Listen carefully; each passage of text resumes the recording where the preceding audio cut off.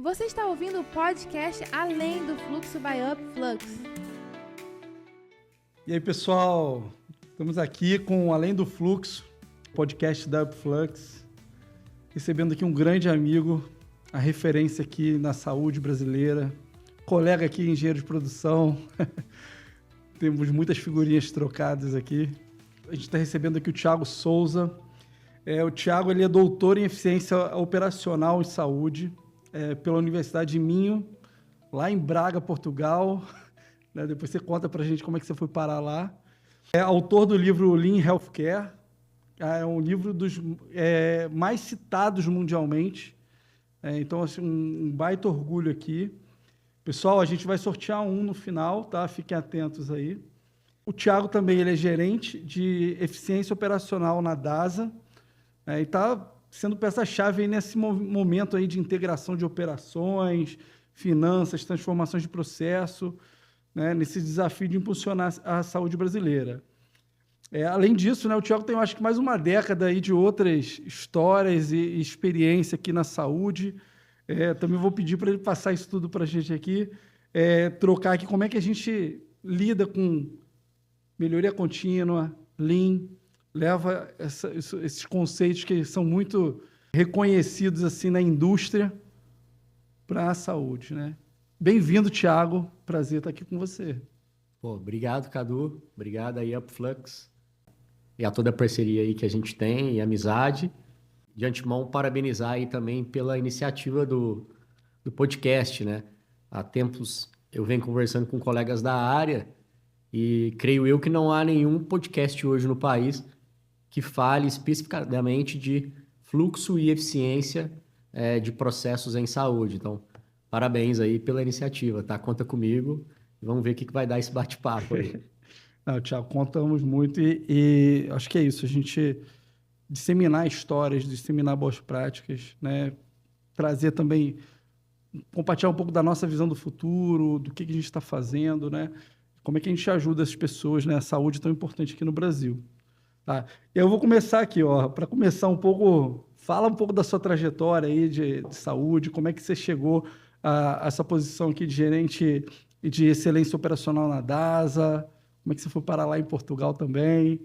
Legal, cara. Tava refletindo aí, fazendo uma retrospectiva.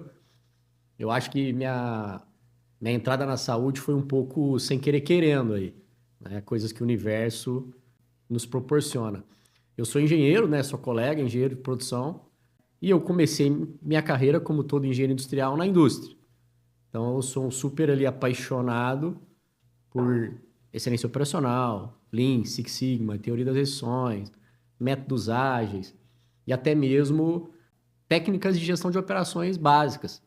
Planejamento e controle da produção, qualidade, logística, supply. Isso tudo são dimensões básicas ali de um engenheiro industrial e eu comecei aplicando isso na indústria. Nesse meio do caminho, teve um acontecimento que eu acho que marcou. Quando eu estava ali com 20 e poucos anos, ainda na faculdade, eu descobri um câncer.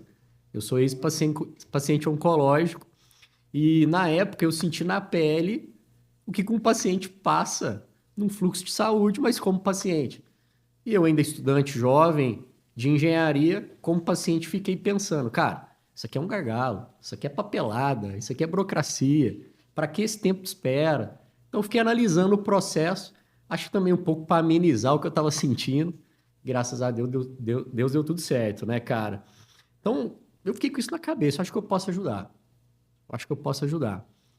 Depois que eu me formei, eu fui fazer um mestrado e eu tive muitos gurus na minha vida, né? E um dos primeiros gurus que eu tive na minha vida foi meu orientador de mestrado, Guilherme Vaccaro, um professor da Unicinos, que hoje está no Canadá atuando, e ele me convidou para fazer uma dissertação em saúde, e nessa época eu já trabalhava com consultoria, tive uma oportunidade de trabalhar num primeiro hospital, isso em 2014. Então, minha primeira atuação foi lá no Rio Grande do Sul, num grande hospital de lá, entrei como gerente de projetos, e aí, além de eu fazer a minha dissertação em engenharia de produção aplicada à saúde, naquela época, cara, dava para contar nos dedos as pessoas que estavam aplicando isso. Isso começou por volta dos anos 2010, aqui no país, a fervilhar. E aí, comecei e não parei mais, cara. me apaixonei pela área e aí eu pensei, cara, como é que eu posso escalar isso? E aí fui para fora do país, um segundo guru da minha vida, o Rui Lima, meu orientador em Portugal, e até então eu entrei no ramo de consultoria muito forte, atuei no Brasil, América Latina, Europa, mas aí acho que a crise dos 40 chegou mais cedo, eu pensei, cara, será que eu vou continuar com consultoria a vida toda? E aí há 2 anos eu decidi fazer esse change aí para carreira executiva. Falei, ajudei executivos por muitos anos a aplicar esse troço. Quero pular do balcão e tentar aplicar. Então é o que eu estou tentando fazer ali na DASA. E tá indo super bem, assim, principalmente com as pessoas que eu encontrei. Acho que é um breve resumo aí. Foi várias coisas que o universo foi proporcionando, cara. Thiago, você foi falando aí, eu fui me vendo em muitas coisas. Minha mãe tá passando até por um tratamento de câncer e eu vou com ela no hospital e fico pensando a mesma coisa. O que dá para fazer melhor, eficiência, né? E eu também fui consultor há muito tempo, fui 10 anos consultor da Accenture e ficava pensando, pô, como é que eu vou para o outro lado da mesa, né? Vou botar na prática. É isso, cara. E saúde também é apaixonante, né? Eu acho que no final do dia, né, são pessoas, né, que a gente está ajudando, vidas impactadas. E para mim todo o resto é meio, né? É isso. Né? Uma analogia Processo, que eu faço tecnologia. sempre, Cadu, quando a gente começou ali, né? A gente tinha um linguajar muito industrial para passar para a saúde, né? Eu sempre falo assim para os meus alunos ou até os analistas que trabalham comigo. Todas as técnicas que a gente aprendeu ali na engenharia são aplicáveis. Qual é a pequena diferença, mas que é a diferença? Na manufatura, a peça não tem vida, a peça não sangra e a peça não adoece. Então, no nosso caso, a gente tem uma responsabilidade muito maior do que na manufatura, né? De pensar e colocar o paciente no centro do cuidado e a satisfação e a qualidade, ela é inegociável. A gente não pode colocar custos e eficiência por cima disso, Sim. né? Sendo que na indústria talvez a gente possa fazer isso, né? Então, acho que, cara, depois que entra na saúde é difícil sair. Já ouvi muito isso. É isso.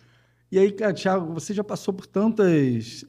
Quase teve várias vidas aí, saúde pública, farmacêutica, medicina diagnóstica, hospitais, gestão pública.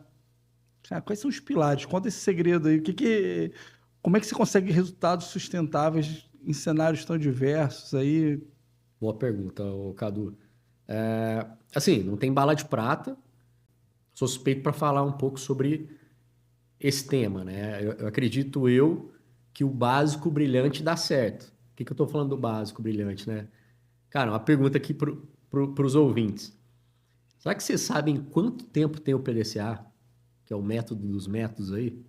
Cara, o PDCA está completando os 100 anos. Nossa. Isso é eu não muito sabia que era pouco, entendeu? Não, pouco? Porque se eu pegar a linha do tempo na história, 100 anos não é nada, cara. Então, assim... Mas a medicina mesmo, como acadêmica, também não é tão... Também não é tão longa, mas, claro, desde os primórdios ali a gente já fazia alguma coisa. Então, quando a gente cobra e já começa a falar sobre tecnologia e essa velocidade que está a indústria 4.0, a gente tem que lembrar que a gente ainda está pegando a carona nessas técnicas mais, vamos falar assim, seminais de gestão, como o próprio PDCA, né? Então, em cima disso, assim, cara, eu digo que tem 4 pilares que eu tento aplicar, que é em cima desse básico brilhante. Para mim, primeiro e inegociável também é performance. E tem muito a ver com o que vocês fazem, que é ligar processo a dados. Eu acho que a gente ainda é um pouco imaturo no que tange a performance das operações. A gente não sabe dizer no dia a dia da saúde com toda certeza o que está acontecendo nos nossos processos. E piorou se a gente tentar fazer a integração entre indicador de performance operacional com indicador de performance financeira. Já existe um muro aí. Então, acho que o primeiro degrau é performance. O segundo degrau, cara, modelo de operação. Modelo de operação básico. Processo, indicadores, pessoas e governanças e ritos. Processos, indicadores, pessoas e ritos. Se isso tudo está bem orquestrado, a base bem feita você já tem para rodar o teu processo. Nosso diretor de operações lá, o Vilar, ele costuma dizer, aprendo muito com ele, sobre gestão da rotina. Uma das coisas que a gente faz, né, bem básica, é quem é o responsável por aquele indicador, quem presta conta por ele semanalmente, e se tiver um desvio, ele tem que fazer uma análise de causa e um plano de ação. E, cara, isso move semanalmente milhares de pessoas. Então, semanalmente a gente sabe como é que foi, qual foi o desvio, faz uma análise, faz um plano de ação. E a gente roda isso semanalmente. Então, a força da gestão da rotina dentro da empresa é gigantesca. A terceira alavanca que eu costumo dizer é a alavanca de transformação. E aí dentro entra melhoria contínua e inovação. Ou seja, como que eu posso fazer melhor a cada dia pequeno? Melhoria contínua. Ciclos curtos. Né? Nós que somos da indústria, a gente fala ali dos ciclos Kaizen. Ou inovação mesmo, já pensando em futuro. Técnicas como AI, né? Algumas automações, robôs, algumas coisas mais disruptivas, vamos falar assim, que a gente testa no agora, mas ele vai dar resultado um pouquinho a mais no futuro. Né? Então tem que ter essa cadência de olhar essas duas alavancas. E por fim, que é muito difícil para quem é de operações, e a gente acha que a coisa é muito linear e processual, mas não é, cara, é cultura. Então, esses dias eu fiz um post que eu falava o seguinte, para mim, fluxo não é só processo, né? O nome do podcast é Além do Fluxo. Fluxo não é só processo, é cultura em movimento. Então não adianta nada... vamos usar aí, ó. Podem usar. Não adianta nada ter um processo muito bem desenhado, muito bem amarrado, se a cultura e as pessoas da organização não estiverem alinhadas a isso. Cara, a entropia, ela tá no sistema. As coisas vão se desorganizar. E eu falo isso com muito penar, porque é muito difícil alguém de operações pensar isso. Mas a entropia está aí para acontecer. As coisas vão se desorganizar. Acho que, por fim, cultura é básico.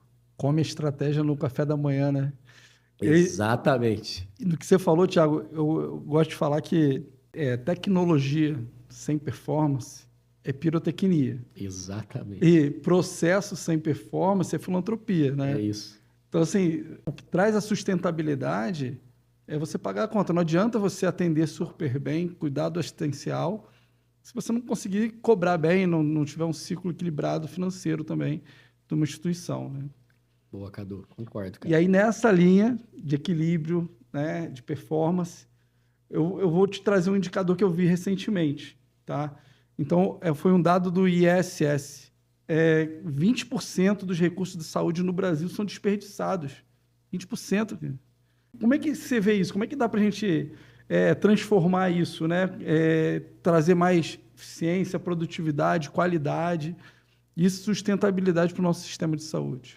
Boa, é um bom ponto.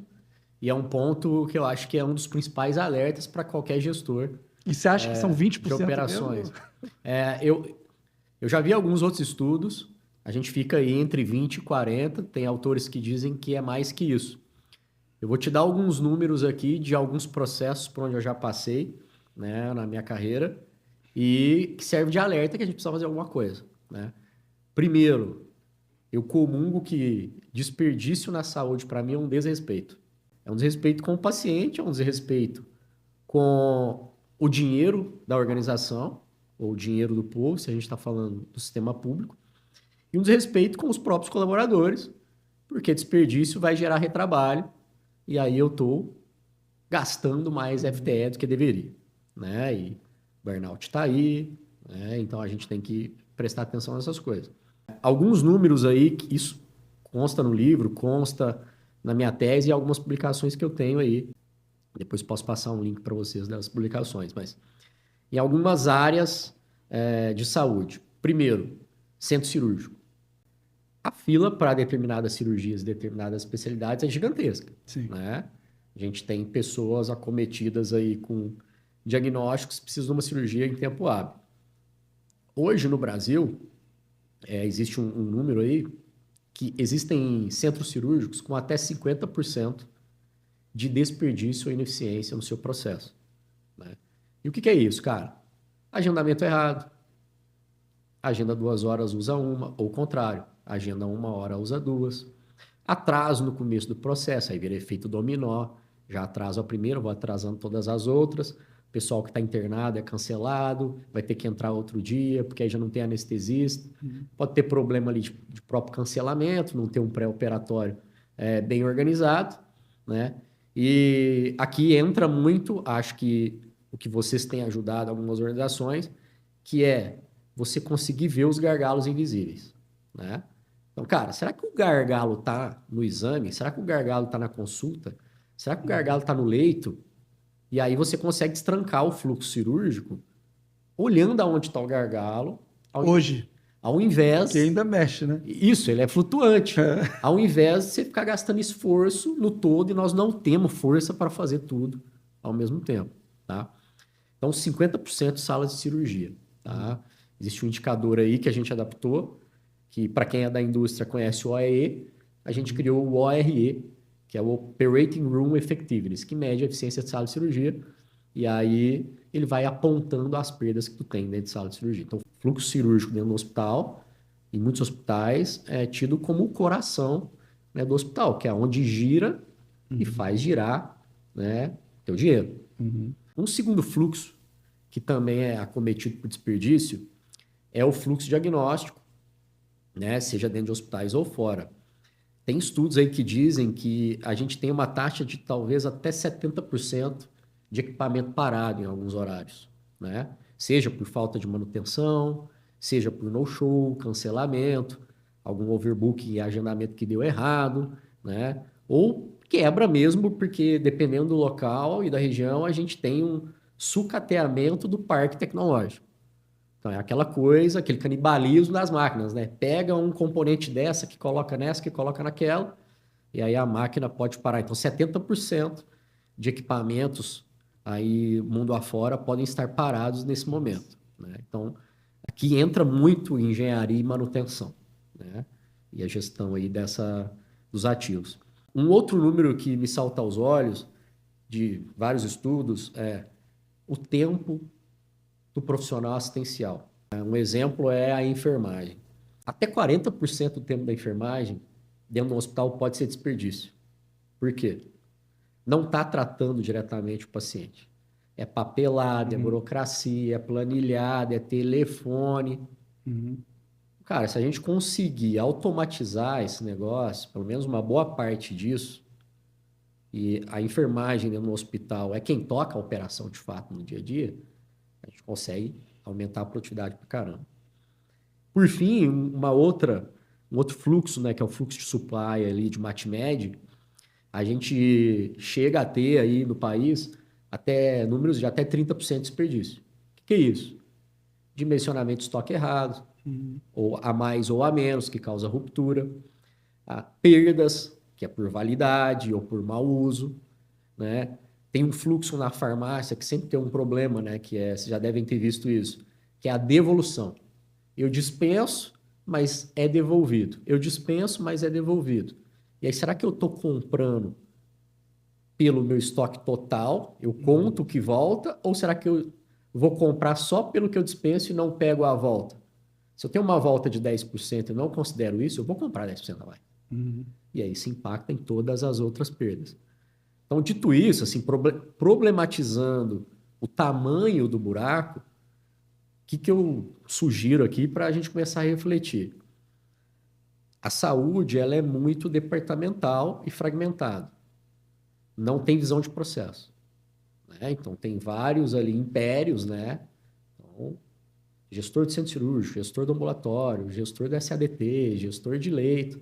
Mas quando o paciente, né, no caso, quando eu estava doente lá, eu não sei que setor que é, eu não sei quem que é o gestor do setor, eu não sei o crachá do cara. Eu quero passar pelo fluxo, né? E a gente departamentaliza demais, né? A analogia que eu fiz esses dias conversando com um colega é como se na indústria a gente fizesse assim, agora vai ter a diretoria da pintura, a diretoria do acabamento, a diretoria aqui da qualidade, e a peça fica tentando entrar nessas diversas diretorias até ela sair feita. Ainda tem os turnos no meio, né? Exatamente. Então, eu sei que a saúde é muito técnica e cada um precisa ter sua formação diferenciada e precisa ter suas funções. Mas eu acho que a gente precisa ter uma visão de processos gigante. E um segundo ponto, eu acredito que é a resistência à inovação, a dados e a técnicas provindas de outras indústrias. A gente já está começando, tem muitas portas abertas em várias organizações. Eu trabalho, por exemplo, portas super abertas para vários tipos de filosofia, mas acho que em outros lugares podem ter essas resistências. Cara, a gente está aí para quebrar esse muro de Berlim, uma hora vai.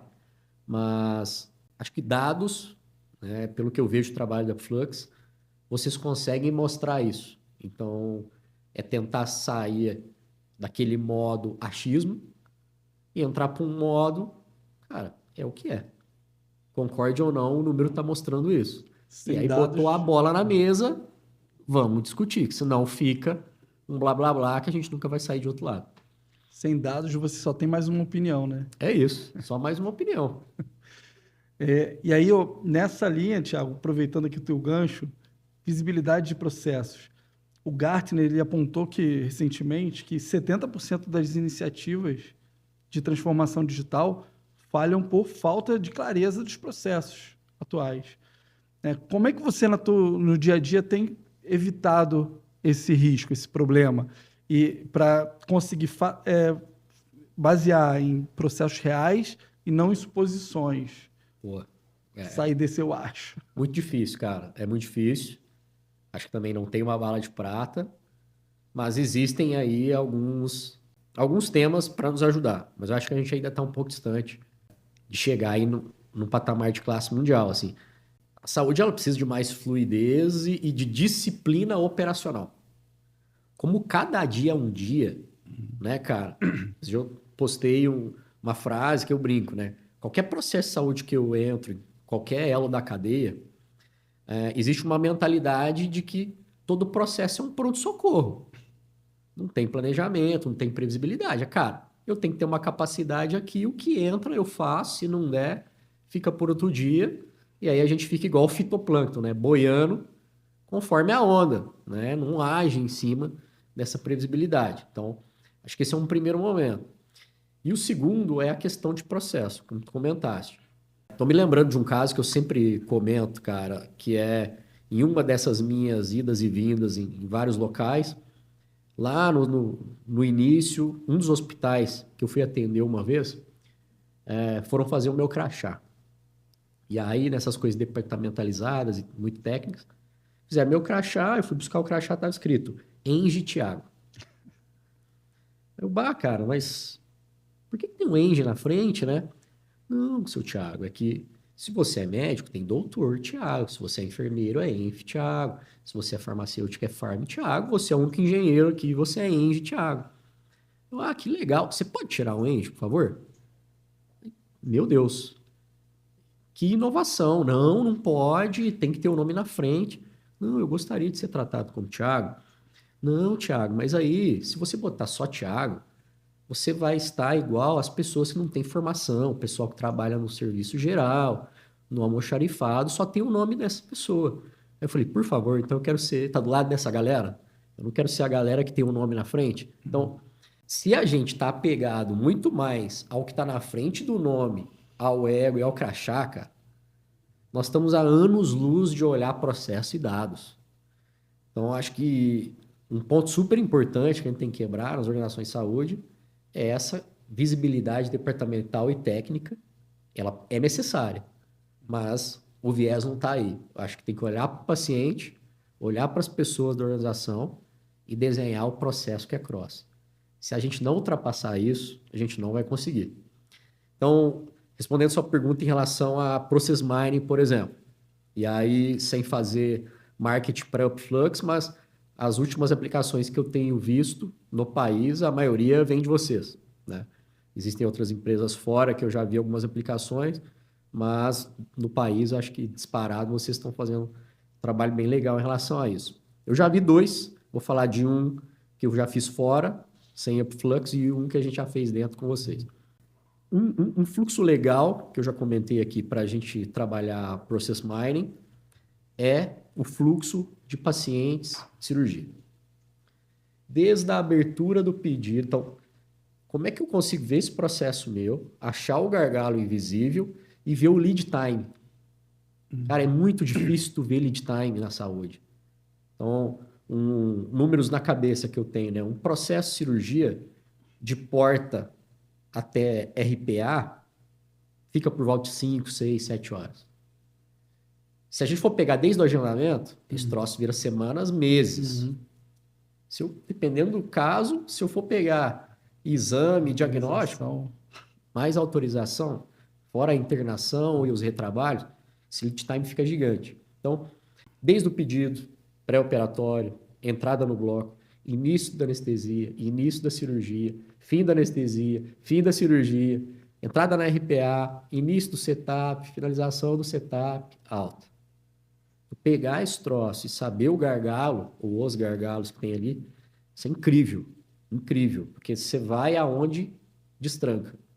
E um outro, que é uma iniciativa que nós fizemos juntos ali, principalmente o pessoal da patologia alguns anos atrás, e o grande líder desse projeto na DASA foi o André Guerra, de olhar o fluxo da patologia desta mesma maneira. Desde a abertura do pedido, transporte da peça, triagem, macroscopia, histologia, coloração, laudo médico, Cara, a gente vê o lead time disso e vê aonde está trancando intra-site e entre os sites. Porque tu consegue também, além de fazer o PCP só de um site, a gente consegue fazer a logística intra-site. E, de novo, contra os dados e o fluxo desenhado, não tem achismo, tá? Então, isso ajuda muito na satisfação. A gente encurta a TAT, entrega mais rápido para os pacientes. Então, é essa bandeira que a gente sempre levanta, né, Cadu? Como é que a gente consegue unir boas técnicas de operações com qualidade e saúde? Tem como fazer isso, cara. E aí, Thiago, quando a gente tem o dado, quando a gente consegue entender essa realidade, a gente passa a poder geri-la, né? Então, às vezes, técnicas simples, eu vou te falar um hack aqui que a gente descobriu que a gente está usando agora, nesse ciclo de cirurgia, gestão do centro cirúrgico. Acredita que técnica de nudge, sabe, empurrãozinho, como um aviso automático no dia anterior para o médico, tem reduzido muito, bem significativo, o atraso nas cirurgias e o absenteísmo. Então, assim, só te falar, olha, doutor, você tem operação agendada para amanhã às 8 horas da manhã, na sala tal. Já reduz. Claro que a gente tem, desde um aviso desse automático, que é simples, até a gente fazer uma comparação de técnicas e predição de tempo por indivíduo, né? A gente consegue chegar nisso. Mas a tecnologia ela desbloqueia performance, né? E aí tem um ponto aqui da McKinsey que a IA tem uma tendência de desbloquear 100 bilhões de ganhos anuais em saúde no mundo, né? Como é que você vê isso? Assim, você acredita que esses ganhos de IA na saúde eles estão mais no lado operacional ou assistencial? Nos teus exemplos, você falou dos dois aí, né? Boa pergunta. Só um ponto, um parênteses bem rápido aqui em cima que você estava falando sobre os alertas, cara. Vindo para cá, eu refleti numa provocação que talvez vocês já estejam fazendo, ou pode ser uma oportunidade de negócio, e aí depois vocês me digam se está dando certo ou não. Eu acho que mapear processo, né, e usar Process Mining para dar visibilidade e gerar alertas, cara, isso é absurdo. E aí eu vim pensando assim, tá, e se a gente criasse um auditor virtual dos processos? Porque, cara, as organizações não têm capacidade de olhar tudo 100% do tempo. Então, uma coisa é o nortear o processo com dados e alertas, mas, ao mesmo tempo, eu tenho que correr por trás com o auditor, vendo se o processo está correto, se o estoque está correto, se o inventário está correto, se o meu agendamento está correto, se a medicação está correta.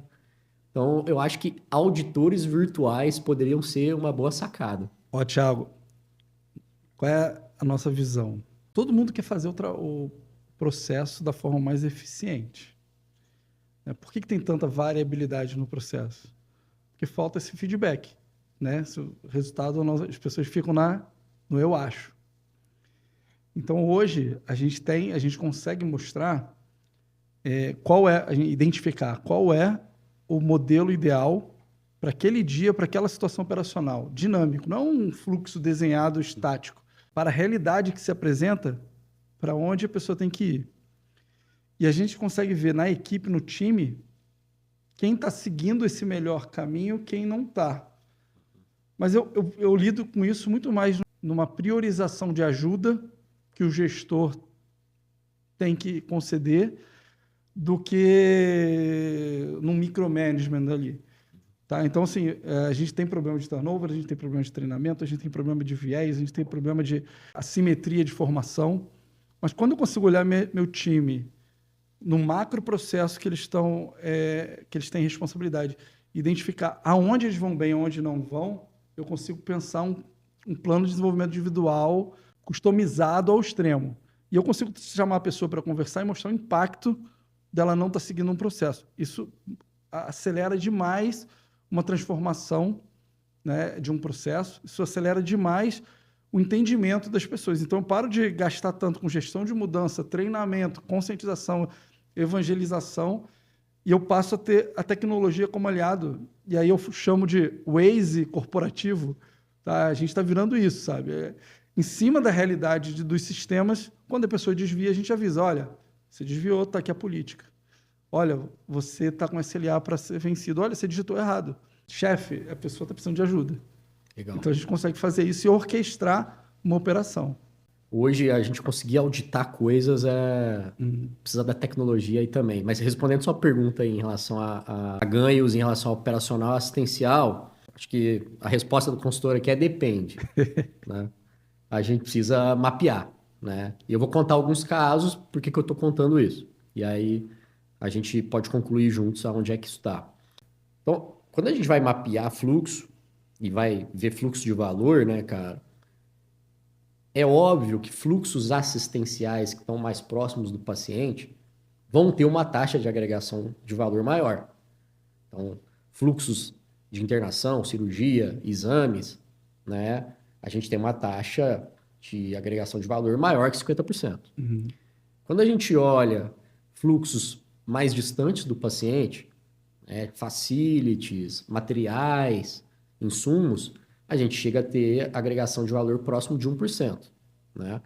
E aí você vai me perguntar, qual que é melhor, qual que é pior? Cara, tem que comparar você com você mesmo.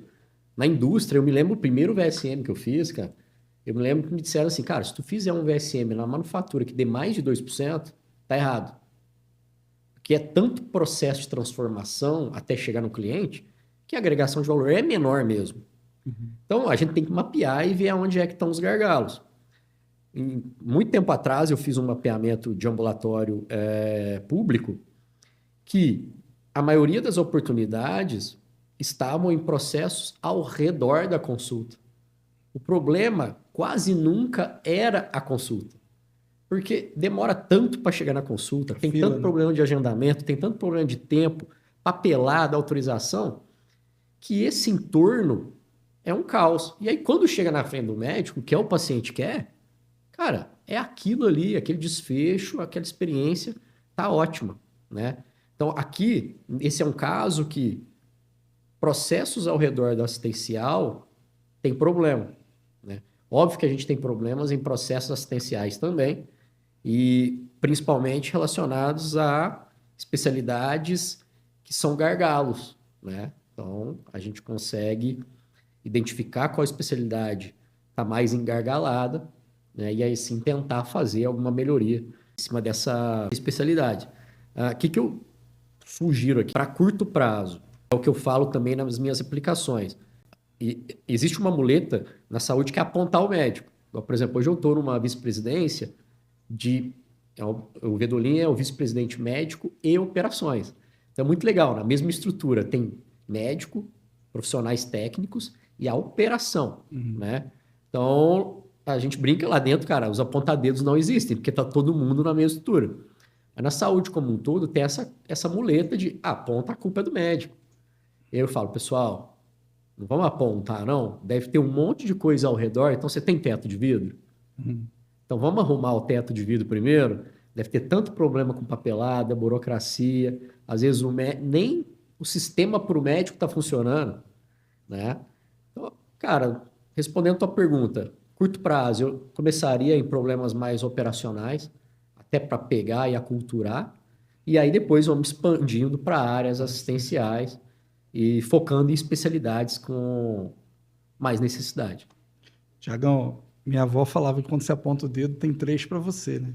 É isso, é isso, Tomar cuidado com isso, né? é isso. E aí a gente fala de eficiência, predição na saúde. Como é que você vê o papel de inteligência artificial, process mining juntos? Como é que a gente consegue futuro aqui para a gente pensar em eficiência operacional? Eu vou responder aqui como um profissional de operações e não de tecnologia, Tá. tá? Eu vejo uma frente ultra promissora, a integração aí de AI com Process Mining, quem dirá já com Analytics ali, né? Para já pegar fluxo de dado, interoperabilidade e até mesmo dashes. A minha visão como um cara de operação, para mim, Process Mining hoje me ajuda a ver passado e o presente. Cara, tu tava assim, ó como é que você tá. Então me ajuda a tomar decisões hoje. E a AI já é uma força mais de futuro, de previsibilidade, né? Ali forecast, mas ao mesmo tempo um poder computacional gigante, né? Em cima das estruturas de dados e coisas que a gente precisa processar, principalmente na saúde hoje, que dado, né, é ouro. Então, a gente precisa minerar mesmo dados antes mesmo de fazer alguma coisa com ele. Então, minha sugestão aqui, na verdade, minha provocação é usar Process Mining para passado, presente, não que ela não possa nos prever futuro, mas colocar a IA aí nessa pegada mais inovação, é assim que eu tento operar no meu dia a dia. 2 principais exemplos de utilização aí de AI e Process Mining aí que eu tenho visto. Primeiro é em Portugal, na Universidade do Minho ali, a gente tem um grupo de pesquisa, junto com o Rui Lima, um professor lá da engenharia. Você ainda mantém Ainda contato? mantenho relações com eles ali, alguns projetos mais acadêmicos, ainda continuo publicando. Um valor meu, né? Por que eu fui para academia também, né? Fazer mestrado e doutorado. Eu quero retroalimentar essa roda do conhecimento que eu tive privilégio de beber. Então, eu comecei aí e agora estou aplicando tudo isso e o que eu aplico eu tento jogar para ela de novo, né? Eu brinco que na academia me chamam de muito prático, né? De executivo. No mundo corporativo me chamam de muito conceitual. Então, eu acho que eu estou fazendo a coisa certa. Porque eu estou no meio do caminho. Eu falo isso. Exatamente. Então, lá o Rui está com muitas aplicações em emergência. Como que você consegue colocar Process Mining, dados no que acontece na sua emergência e conseguir simular e prever, junto, né, com algoritmos, o que pode acontecer, né? Na nossa época de faculdade era o que a gente chamava lá de simulação de processos produtivos. A gente usava o Arena e tal. É um troço assim, agora mais sofisticado. E ele está fazendo isso. Então, se eu adicionar um recurso aqui na triagem, o que vai acontecer no meu processo como um todo? Já sabendo todo o passado, minerado todos os dados e já sabendo os gargalos que podem acontecer. Cara, se eu adicionar mais um consultório aqui, o que vai acontecer?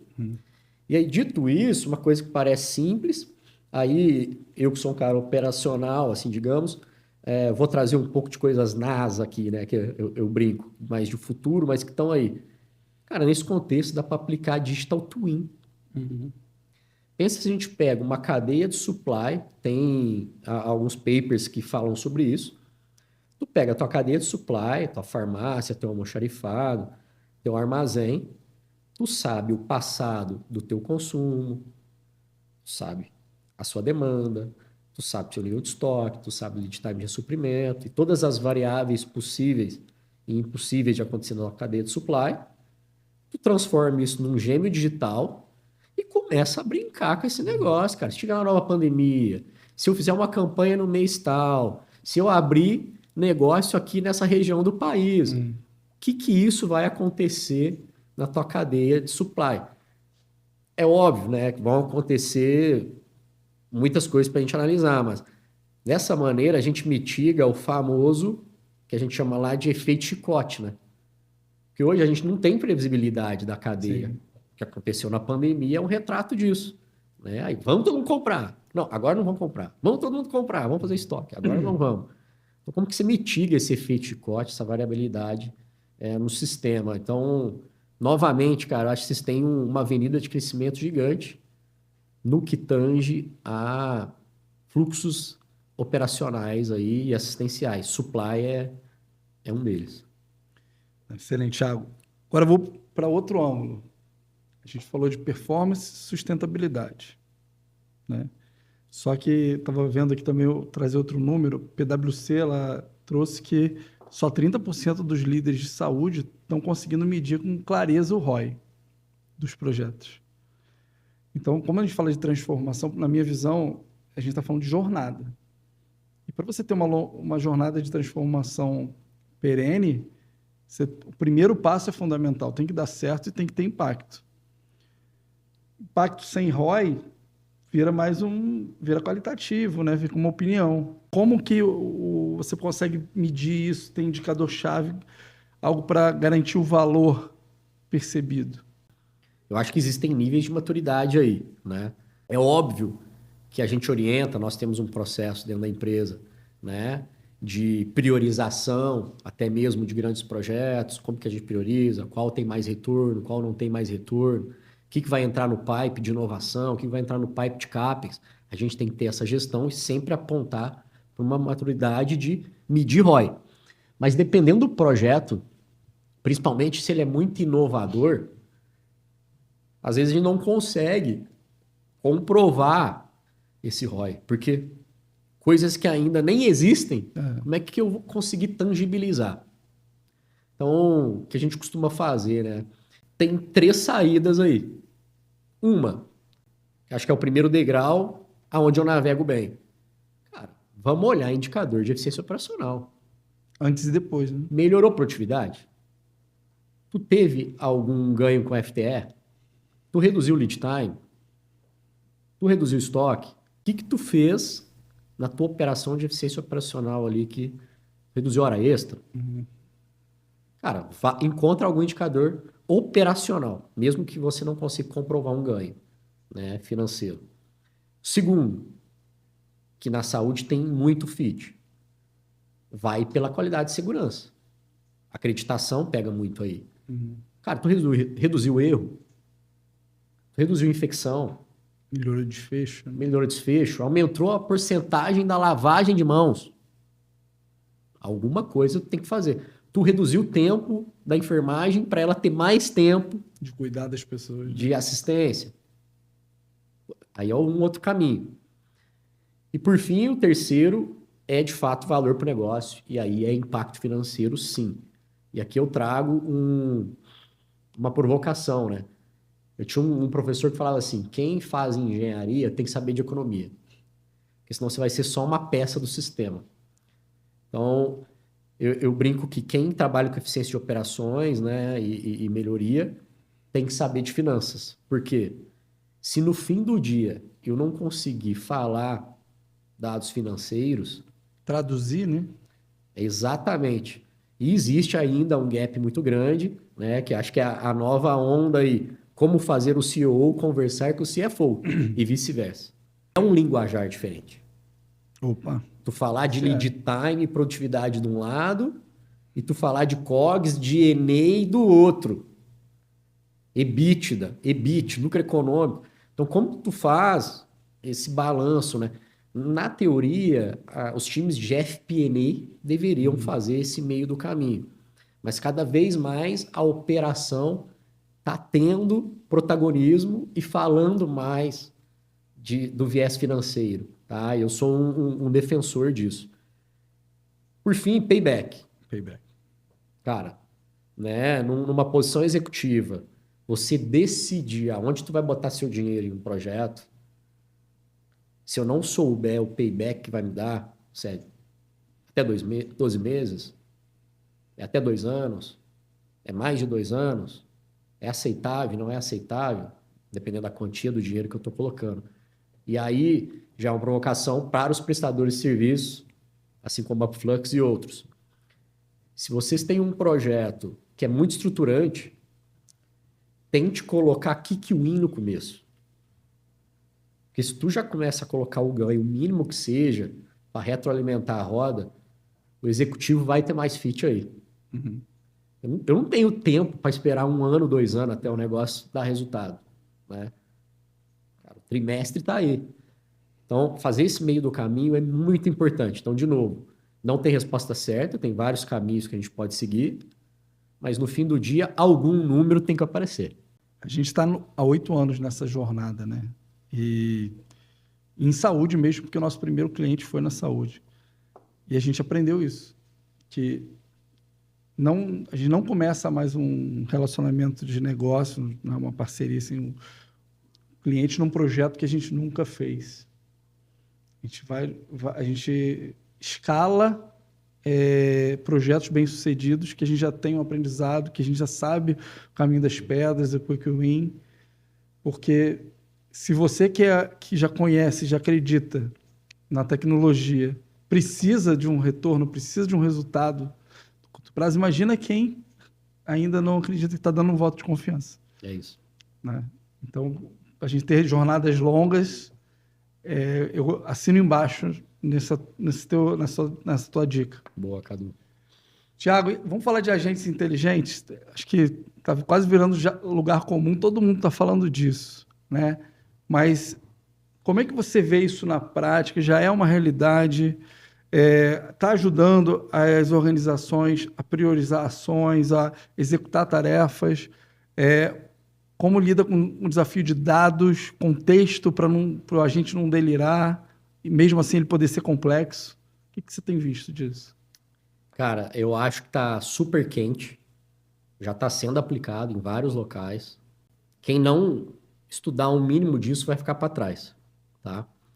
Hoje eu vejo agentes autônomos aí sendo, vamos chamar assim, copilotos de decisão, né?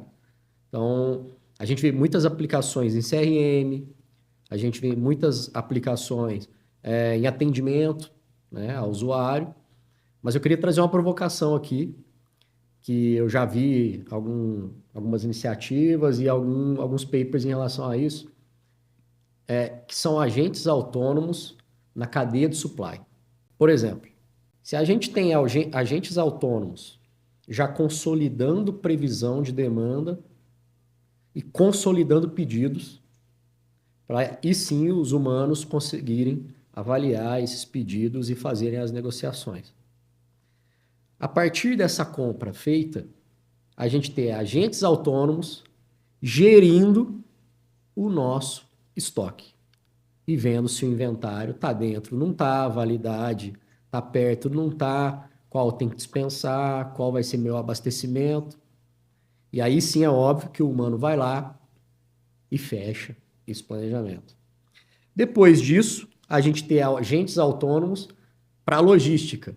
Então, se eu já sei qual é o meu pedido, eu já sei minha entrega, como é que eu vou abastecer a farmácia X, Y, Z, ou a minha unidade A, B e C, em qual rota, em qual melhor tempo e no menor custo possível. E, por fim, ter agentes, como vocês estão colocando, para fazer alerta de fato, alertas nessa cadeia. Veja bem, o exemplo que eu dei aqui, eu vou colocando agentes autônomos junto com pessoas para tocar esse processo. Então, a gente sai um pouco da falácia de que os agentes autônomos vão substituir pessoas. E não, cara. Na minha visão, no curto prazo ou no médio prazo, eles vão agregar. Eu gasto tanto tempo, um exemplo disso é consolidação financeira, por exemplo. Antes de eu ir para a DASA, a gente fez um projeto nesse sentido. Cara, tu pegar tudo aquilo da rede hospitalar, fazer o fechamento das contas e as finanças, né, da organização, demora muitos dias e muitos sistemas e muitas pessoas. Botamos AI e agente autônomo para fazer o começo. Legal. Né? Então, o saneamento e só o agrupamento dos grandes grupos, para depois os humanos virem e fazerem o trabalho, vamos falar assim, mais cognitivo ali, né? Então, a gente reduziu tempo de retrabalho, ou trabalho, vamos falar assim, que não precisaria ser de um humano, que uma inteligência automática poderia fazer, e aí a gente dá tempo para o humano pensar. Eu acho que é aí que está o ponto. Se eu tiver no meu dia a dia, cara, o ChatGPT está acoplado em tudo em mim. Antes vou entrar aqui, eu já pesquisei algumas coisinhas ali, pelo menos para eu saber alguma coisa. Ele já me liberou tempo para eu pensar. Se o ChatGPT já consegue sanear algo para mim, ou já consegue fazer, a gente estava conversando aqui antes de iniciar, hoje já tem inteligência artificial que faz transcrição de reunião, já faz apontamentos e já preenche o teu backlog de tarefas. Cara, ele está me liberando tempo para pensar, ao invés de eu ficar lá entrando e digitando e etc. Então, a provocação que eu queria dizer aqui eu estou vendo muito agentes autônomos em fluxos de comunicação, CRM, etc. Será que a gente pode começar a testá-los em fluxos operacionais como cadeia de supply? O que você acha? Eu acho que você viu o nosso roadmap de agentes aí de supply, Thiago. Não foi combinado, pessoal. Ó, a gente vai até aqui junto com a Embrasc, Live University, falar sobre isso no Fórum de Logística. Legal, levantei a bola aí sem saber de você. Estamos bem nessa linha, tá? Parabéns, parabéns. Não, e ajuda muito a criação de agentes tendo uma plataforma de process mining embaixo. Porque a gente desvenda o contexto operacional. Eu consigo entender o fluxo de informações, regras de negócio, áreas envolvidas, aonde eu tenho produtividade, onde eu não tenho. Então, é como se estivesse dando sentidos para os agentes. Então, a gente já está com uma série de agentes na Upflux cada vez mais complexos e a gente pluga nesse contexto operacional e ele consegue executar tarefas complexas. Tá? Legal, cara. Não foi combinado. Exato. Me chamem aí para essa live aí para assistir. Tiago, vamos falar agora de saúde pública? Tá? É possível inovar no SUS? É possível trabalhar com desburocratização, desafios de escala, excelência operacional, levando essas tecnologias mais disruptivas, como o IA, para a saúde pública no Brasil? É super possível, Cadu. Eu acredito muito, né? Até porque grande parcela da nossa população, né, é coberta aí pelo sistema público de saúde e o nosso SUS, independente dos problemas, é o maior sistema público de saúde do mundo, né? E então a excelência operacional, eu acho que não é luxo, né? É pauta básica de qualquer gestor de saúde aí. E dando alguns exemplos, tá?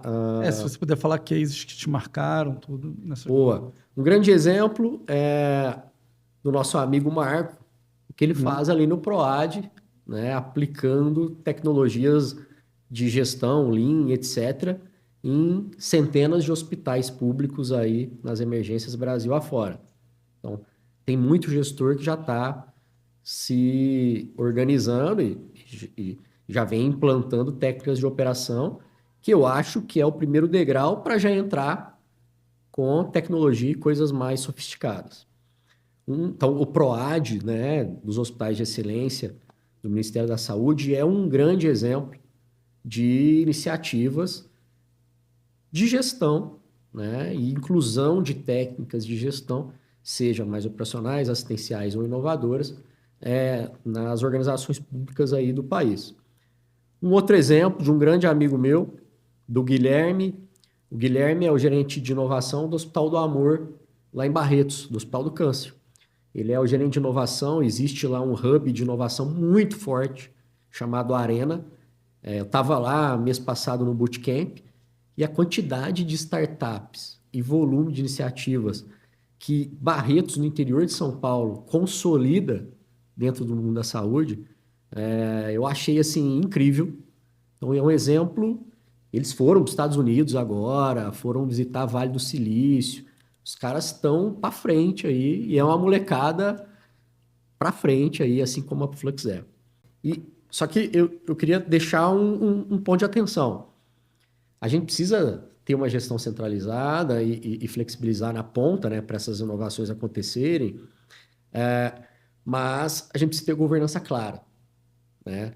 Porque eu acho que como o recurso é tão escasso, né, a alocação de recursos quando se fala do sistema público, que a gente tem que mitigar a questão de alocação em projetos, talvez, que já nascem fadados ao fracasso, né? Então, tem que ter uma governança muito clara em relação a isso. Só que o sistema é tão grande, cara, né? A gente tem tanta gente, né? Tanto hospital, tanto laboratório, estratégia de saúde da família gigante, atenção primária, toda uma rede terciária gigante, que eu acho que é totalmente viável e a gente precisa provocar mais as iniciativas que a gente tem visto aí no Brasil afora. Aí uma outra provocação.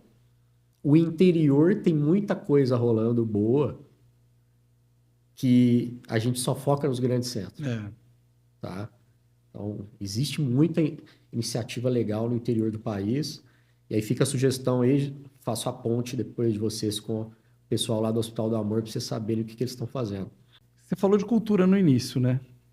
E eu sou super defensor disso. Como é que um gestor de excelência operacional, COO, pode trabalhar essa construção de manutenção da cultura organizacional de forma sólida, né, para trabalhar inovação, com segurança, nessas cadeias complexas assim, de hospitais? Eu falaria aí algumas alavancas, tá? Acho que primeiro é planejamento. Eu sei que nenhum sistema é linear, os sistemas são complexos, mas com um cara de operações, se não houver planejamento e o mínimo de linearidade no dia a dia e na rotina, a gente pode apontar para um lado muito errado, tá? Acho que a gente tem que ter sistemas abertos, mas tem que ter o mínimo de linearidade por trás. E isso é ligado aqui a método, tá? Então, eu brinco que eu conheço a fábrica da Toyota lá da Europa, né? Fiz uma visita e eu acho que eu não vi nenhum computador dentro da fábrica. Só nas áreas administrativas. Então, assim, com método, com Kanban na parede, etc., cara, as peças fluíam tranquilamente. Então, acho que método é básico, independente de sistema, independente daquilo que tu vai aplicar. Terceiro, respeito pelas pessoas. Dando o exemplo da Toyota, na Toyota a gente sabe que o organograma ele é ao contrário, né? Ele é inverso, né? Não é o CEO que vai descer no C-level, o diretor, é o contrário. É a pirâmide invertida. Começa no operador e aí o CEO é o último dentro do organograma dela. A gente tem que respeitar quem está na ponta é quem toca o processo, quem está na ponta é quem sabe muito mais do que a gente e nós somos só catalisadores ali para melhorar o trabalho dessas pessoas, mas a gente tem que respeitá-las a todo momento. E isso tem a ver, de novo, com cultura, né? O Vedolin, que é o nosso vice-presidente, ele costuma dizer o seguinte: a cultura é o que acontece na sala quando o chefe sai da sala de reunião. Essa é a cultura. Se a cultura tiver só quando o líder está na frente, não tem cultura nenhuma. Se quando ele sai, os valores continuam no time, a cultura está implantada e a cultura não é de prateleira, né, cara?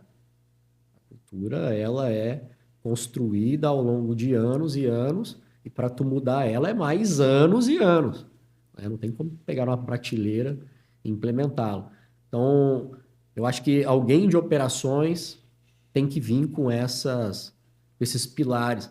Uma coisa que eu aprendi muito, né, quando eu comecei na saúde, acho que a gente da engenharia industrial, a gente é muito focado em ferramenta. A nossa formação inteira é ferramenta. A3, Kaizen, e aí simulação, ProModel, PO, modelagem, BI, ferramenta, um zilhão, VSM, Kanban, Rejunta, né? 5S. Cara, e aí então eu falava muito de ferramenta. E não sei se é maturidade ou também de tomar muito na cabeça, né? Acho que as duas coisas. E isso eu replico para os alunos. A inteligência não está em você saber usar a ferramenta. A inteligência está em você saber escolher a ferramenta certa. Porque tá cheio de engenheiro de ferramenta também. O cara pega uma ferramenta, precisava de uma reta escavadeira, mas o cara tá com uma chave Phillips. Tudo para ele é chave Phillips. Ou o contrário, o cara tá numa reta escavadeira, mas tem problema que você precisaria só de uma chave Phillips. Né? Então, tu saber escolher a ferramenta e a hora certa de aplicá-la, cara, é algo que a gente pode ajudar muito na saúde, no que tange gestão. É para não tirar nem longe demais e nem pequeno demais. Bela reflexão, cara. E agora eu vou ver se você está com a bola de cristal calibrada. Dá os teus palpites aí para o futuro. O que que você vê de tecnologia, de inovação? Como é que vai ser aí o mundo daqui a alguns anos? O que está vindo para ficar e transformar? Difícil essa pergunta, porque eu no time, em todos ali, sou, vamos dizer assim, o operations pé no chão e tô vendo o ano, né? É muito difícil você sair dessa cadeira do tô vendo o ano para ver 5, 10 anos na frente, mas aquilo que eu tô vendo, discutindo, com pares, tem alguns pontos aí, eu acho que vocês estão nesse meio, né? Acho que o primeiro é dados. Dados estruturados na cadeia de saúde, interoperabilidade, aquela coisa básica ali de fluxo do dado, sabe? Governança. Dado bruto, dado refinado, lake, né? Até você chegar nos dashes, são coisas que são básicas, mas que ainda tem muito mato para queimar. Óbvio que também tem locais que tem diversos níveis de maturidade, né? Tem locais que têm sistemas integrados com IA já na prescrição eletrônica e tem locais que nem prescrição eletrônica tem. Tem locais que já tem AI rodando em centro cirúrgico, tem locais que não tem computador dentro da sala do centro cirúrgico. Então, o nosso Brasil, né, a beleza dele ser diverso e grande, também nos traz essas diferenças aí das regionalidades. O segundo a gente já falou, que é essa integração finanças e operações. Acho que cada vez mais essas áreas vão se aproximar e nós precisamos ter o linguajar lead time e EBITDA na mesma frase. Acho que isso é um super... é algo que é necessário. Terceiro, é tecnologia. E aí, a minha sugestão / provocação aqui é como é que a gente integra Analytics, Process Mining, IA e, paralelo aqui, que é um tema que ficou há um tempo atrás, falava-se muito, e agora eu vejo que perdeu, não sei se você tem essa percepção, RPA. Automação, né? A gente pode botar robô em tanto lugar que não é essa camada de cá que eu acabei de falar, mas que vai te ajudar muito em processos repetitivos. E os agentes autônomos não vão substituir os RPs, são fins diferentes. Exatamente. Então, eu vi que morreu um pouco, ficou... Talvez não é tão hype. A sustentação também dá trabalho. Né? Dá trabalho, complica. O terceiro, que eu acho que vai impactar muito, principalmente com as mudanças de modelo de trabalho, é a gente conseguir fazer um balanceamento ali da workforce. Na saúde é muito difícil tu conseguir dimensionar equipes de enfermagem, equipes de médico, equipes operacionais, entre plantas e dentro mesmo dos setores. Como que eu cruzo isso com base de funcionários, base salarial, demanda? A gente conseguir fazer esse workforce management aí, como ele é muito bem feito na manufatura. Cara, eu sei quantas pessoas precisam estar na pintura das 8 às 10, cara. E quanto tempo cada um vai demorar para construir um carro. Nós sabemos disso na manufatura. A gente controla todo o parafuso para um carro na manufatura. A saúde é mais responsável ainda, cara, por causa que a peça tem vida. Então, gerir força de trabalho. E aí, por fim, eu acho que tem uma coisa de tecnologia, mas que está ligada ao sistema. Precisa ter um novo olhar e uma reengenharia mesmo do sistema de saúde. Né? Como ele está desenhado hoje, né? Os atores que estão no sistema, em alguns momentos, têm desalinhamento. O prestador, o operador, o pagador, o cliente, o fornecedor.